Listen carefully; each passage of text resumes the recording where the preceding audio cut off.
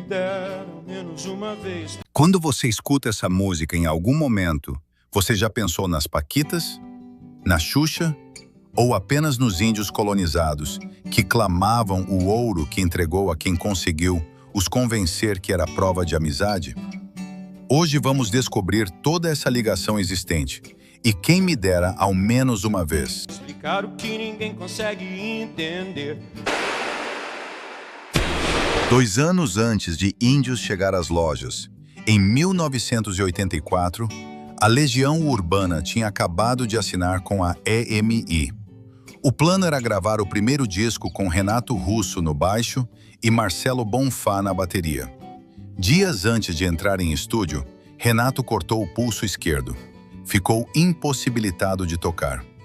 Entrou Renato Rocha para assumir o baixo. Há mais de uma versão sobre o motivo. Bonfá especulou que Renato só queria liberdade para cantar, sem o peso de tocar um instrumento ao mesmo tempo. Quem me dera ao menos uma O vez. jornalista Cris Fuscaldo defende outra leitura, que Renato se cortou para forçar a banda a contratar um baixista, porque não queria mais aquela função. As duas versões concordam no essencial. Havia um impasse dentro do grupo e o corpo de Renato virou o lugar onde esse impasse se resolveu. A ferida reapareceu 2 anos depois, encolhida em uma linha só. Eu quis o perigo e até sangrei sozinho, entenda. Assim pude trazer você de volta para mim. Reparem no verbo. Sangrei sozinho. Não é me cortaram. É ação própria. Provavelmente trazer o eu próprio, a cantar, compor, quando a banda estava nesse impasse.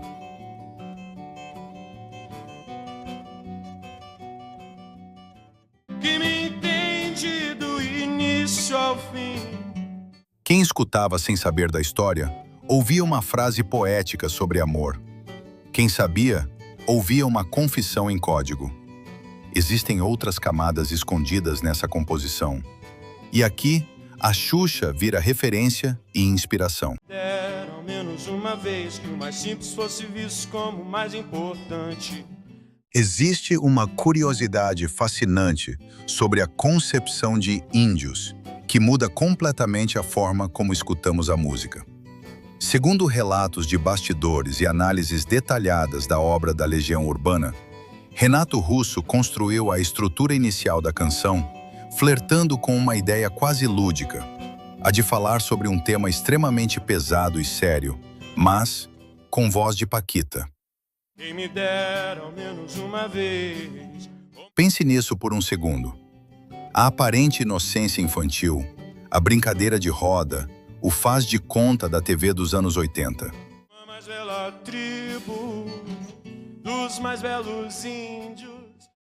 É exatamente essa fachada de inocência ingênua que choca quando colide com a realidade brutal da colonização. Ser atacado por ser inocente.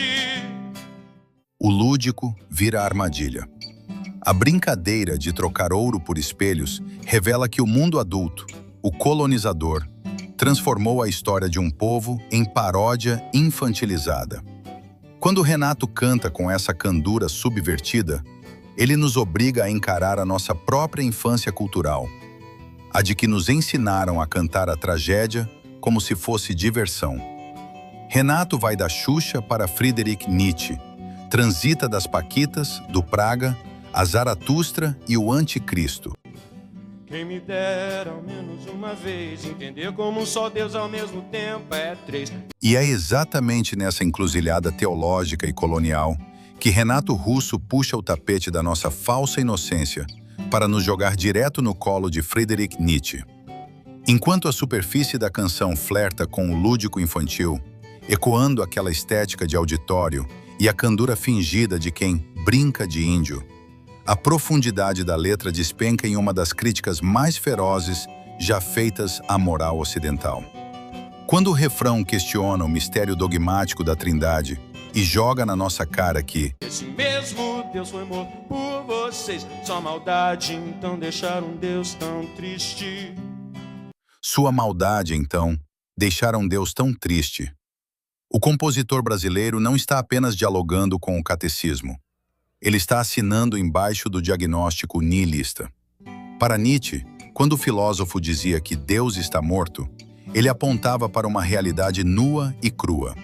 Os seres humanos assassinaram a essência do divino através de suas próprias atitudes cruéis, hipócritas e violentas.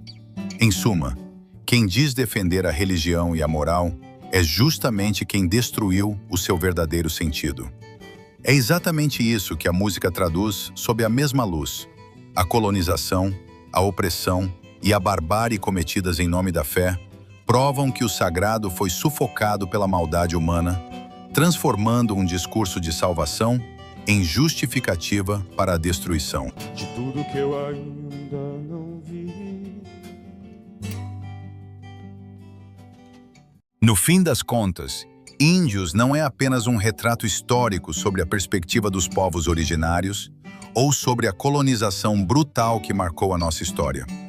A genialidade de Renato Russo está justamente em costurar recortes que ele escreveu em momentos completamente diferentes da sua vida, unindo reflexões profundas sobre solidão, crises de fé e a busca incessante por sentido. Quando ele eterniza o verso Nos deram espelhos. "E vimos um mundo doente", o choque cultural da chegada dos portugueses se transforma em um espelho para o nosso próprio mundo doente.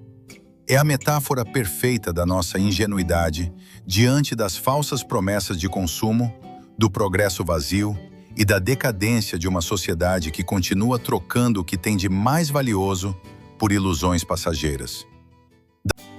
Tentei chorar. Da inocência infantil das Paquitas ao niilismo cortante de Nietzsche, a música nos lembra que o mundo moderno continua doente, adoecido pelas nossas próprias escolhas. E não consegui. Se você gostou desta análise, eu deixo aqui o convite.